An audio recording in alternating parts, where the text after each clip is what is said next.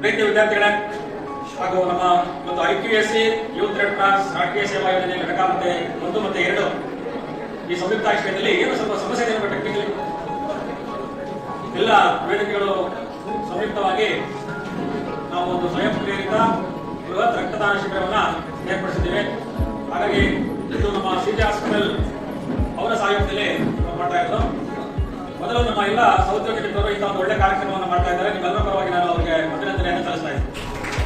ಹಾಗೆ ನನ್ನ ಪ್ರೀತಿಯ ವಿದ್ಯಾರ್ಥಿಗಳು ಕಳೆದ ಒಂದು ವಾರದಿಂದ ನಾನು ಸ್ವಯಂ ಪ್ರೇರಿತರಾಗಿ ವಿದ್ಯಾರ್ಥಿಗಳು ರಕ್ತದಾನ ಮಾಡಬೇಕು ಅಂತ ಹೇಳಿ ಮನವಿ ಮಾಡಿಕೊಂಡೆ. ನಾನೆಲ್ಲ ಅಸೆಂಬ್ಲಿನಲ್ಲಿ ಪ್ರತಿ ಕ್ಲಾಸ್ ಹೋಗಿದ್ದೀನಿ ನಾನು.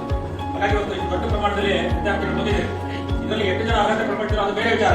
ಆದರೆ ನೀವು ಕೊಡಬೇಕು ಅಂತಕ್ಕಂಥ ಒಂದು ಮನಸ್ಸಿನಲ್ಲಿ ಆಲೋಚನೆ ಬಂದಿದೆಯಲ್ಲ, ಹಾಗಾಗಿ ನಿಮಗೂ ಕೂಡ ನಾನು ವಿಶೇಷವಾಗಿ ಧನ್ಯವಾದ ಹೇಳಲಿಕ್ಕೆ ಆಮೇಲೆ ಇದೊಂದು ರಕ್ತದಾನ ಕಾರ್ಯಕ್ರಮ. ಮಧ್ಯದಲ್ಲಿ ಯಾರು ಡಿಸ್ಟರ್ಬ್ ಮಾಡಬಾರ್ದು. ಆರೋಗ್ಯ, ಮನಸ್ಸು, ರಕ್ತಕ್ಕೆ, ದೇಹಕ್ಕೆ ಸಂಬಂಧಪಟ್ಟ ವಿಚಾರ, ವಾತಾವರಣ ತುಂಬಾ ಕೂಲಾಗಿ ಇರಬೇಕು. ಹಾಗಾಗಿ ನಾನು ಡಾಕ್ಟರ್ ಸೀನಾ ಮೇಡಮ್ ಹೇಳಿದೆ, ನೀವು ಮಕ್ಕಳಿಗೆ ಅಡ್ರೆಸ್ ಮಾಡಿ 2 ನಿಮಿಷ ಮಕ್ಕಳು ಮೋಟಿವೇಟ್ ಆಗಬೇಕು ಒಂದು, ಮತ್ತೆ ಯಾರು ರಕ್ತವನ್ನು ಕೊಡಬಹುದು ಅನ್ನೋದನ್ನ ತಜ್ಞ ವೈದ್ಯರು ಹೇಳಿದಾಗ ನಿಮಗೆ ಮನವರಿಕೆ ಆಗುತ್ತೆ. ನಾನು ಏನೇ ಹೇಳಿದ್ರು ಕೂಡ ನಾನು ಡಾಕ್ಟರ್ ಅಲ್ಲ, ಅದರಲ್ಲಿ ನಾನು ಡಾಕ್ಟರ್ ಅಲ್ಲ ನಾನು ಅಲ್ವಾ. ಸೋಷಿಯಲ್ ಸೈನ್ಸ್ ನಲ್ಲಿ, ಲಿಟರೇಚರ್ ನಲ್ಲಿ ನಾವು ಪ್ಯೂರ್ ಸೈನ್ಸ್ ಅಲ್ಲಿ ಡಾಕ್ಟರೇಟ್. ಅವರು ಪ್ರಾಕ್ಟಿಕಲ್ ಆಗಿ ವೈದ್ಯಕೀಯ ವಿಜ್ಞಾನದಲ್ಲಿ ಡಾಕ್ಟರೇಟ್ ಪಡೆದಿದ್ದಾರೆ. ಅವರಿಂದ ತಜ್ಞ ವೈದ್ಯರಿಂದ ಅನುಭವಗಳಿಂದ ರಕ್ತದಾನದ ಬಗ್ಗೆ, ರಕ್ತದಾನ ಯಾರು ಮಾಡಬಹುದು, ಯಾರು ಮಾಡಬಾರ್ದು, ಯಾಕೆ ಮಾಡಬೇಕು, ಮಾಡೋದ್ರಿಂದ ಏನಾಗುತ್ತೆ ಎಲ್ಲವನ್ನ ಅವರು ಹೇಳಿ ಅಂತ ನಾನು ಹೇಳಿದೆ. ಹಾಗಾಗಿ ಹೀಗಾಗಿ ಬಗ್ಗೆ ಸಾಕಷ್ಟು ಸುದೀರ್ಘವಾಗಿ ಚರ್ಚೆ, ಸಮಾಲೋಚನೆ, ಸಂವಾದ ಎಲ್ಲ ನಾವು ಮಾಡಿದ್ದೇವೆ ಅಲ್ವಾ. ಒಂದೇ ಒಂದು ರಕ್ತದಾನ ಯಾಕೆ ಮಾಡಬೇಕು ಅಂದ್ರೆ, ಈ ದೇಶದ ಪ್ರತಿಯೊಬ್ಬ ಆರೋಗ್ಯವಂತ ಯುವಕ ಯುವತಿಯರು ನಾವು ರಕ್ತದಾನ ಮಾಡ್ಬೇಕು. ಯಾಕೆ ಮಾಡ್ಬೇಕು ಅಂದ್ರೆ, ತುರ್ತು ರಕ್ತ ಅಗತ್ಯ ಇರೋರಿಗೆ. ಆಮೇಲೆ ರಕ್ತವನ್ನ ಕೃತಕವಾಗಿ ಉತ್ಪಾದನೆ ಮಾಡಕ್ ಬರೋದಿಲ್ಲ, ಗೊತ್ತಿದೆ ನಿಮಗೆ. ಜಗತ್ತು 21ನೇ ಶತಮಾನ ವೈಜ್ಞಾನಿಕ ಮತ್ತೆ ವೈದ್ಯಕೀಯ ಕ್ಷೇತ್ರದಲ್ಲಿ ಕ್ರಾಂತಿ ಆಗಿದೆ. ಆದ್ರೆ ಕೃತಕವಾಗಿ ಮತ್ತೆ ರಕ್ತಕ್ಕೆ ಪರ್ಯಾಯವಾಗಿ ಇನ್ನೊಂದು ವಸ್ತುವನ್ನ, ದ್ರವರೂಪದ ವಸ್ತುವನ್ನ ನಾವು ಉತ್ಪಾದನೆ ಮಾಡಲಿಕ್ಕೆ ಸಾಧ್ಯ ಇಲ್ಲ. ಹಾಗಾಗಿ ಇದು ಮನುಷ್ಯನ ದೇಹದಲ್ಲಿ ನೈಸರ್ಗಿಕವಾಗಿ ಉತ್ಪಾದನೆ ಆಗ್ಬೇಕು. ಅದರಿಂದ ಒಬ್ಬ ವ್ಯಕ್ತಿಗೆ ನಾವು ನಿಯಮಿತವಾಗಿ ರಕ್ತದಾನ ಮಾಡೋದ್ರಿಂದ ಇನ್ನೊಂದು ಜೀವವನ್ನು ನಾವು ಉಳಿದಂತ ಒಂದು ಸಂತೃಪ್ತಿ ನಮಗೆ ಸಿಗುತ್ತೆ. ಸಮಾಜದ ಋಣವನ್ನ ತೀರಿಸಲಿಕ್ಕೆ ಇದೊಂದು ಸುವರ್ಣ ಅವಕಾಶ. ಹಾಗಾಗಿ ರಕ್ತದಾನ ಮಾಡೋದ್ರಿಂದ ನಾವು ಬಿಡಬಾರ್ದು ಅಲ್ವಾ. ಆರೋಗ್ಯವಂತ ರಕ್ತದಾನ ಮಾಡೋದ್ರಿಂದ ಏನಾಗುತ್ತೆ ಅಂತ ನನಗೆ ಸುಮಾರು ಸಲ ನಿಮಗೆ ಹೇಳಿದ್ದೀನಿ. ಯಾವುದೇ ಕಾಯಿಲೆ ನಮಗೆ ಬರಲ್ಲ, ದೇಹ ಕ್ರಿಯಾಶೀಲ ಆಗುತ್ತೆ, ಮನಸ್ಸು ಪ್ರಫುಲ್ಲವಾಗುತ್ತೆ, ಸೌಂದರ್ಯ ಹೆಚ್ಚಾಗುತ್ತೆ ಅಲ್ವೇ. ಮತ್ತೆ ನಾವು ನಮ್ಮ ಆಲೋಚನೆ ದಾರಿನೇ ಬೇರೆ ಆಗುತ್ತೆ ಅಂತ ಈ ಎಲ್ಲ ಅಡ್ವಾಂಟೇಜಸ್ ನಮಗಿದೆ.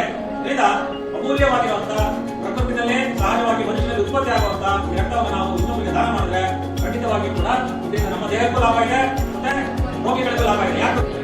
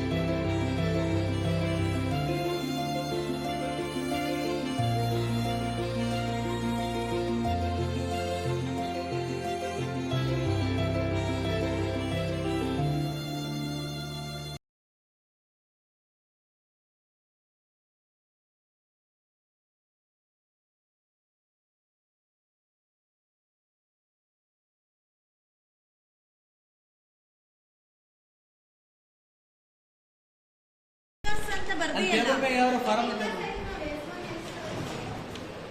S1 S2 S1 ಗೆ ರಿಕ್ವೆಸ್ಟ್ ಅಂತ ಬರ್ತಾನಲ್ಲ ನಾನೇ ಕೊಟ್ಟಿದ್ದಲ್ಲ ಆ ಫಾರಂ ಇದು ನೋಡಿ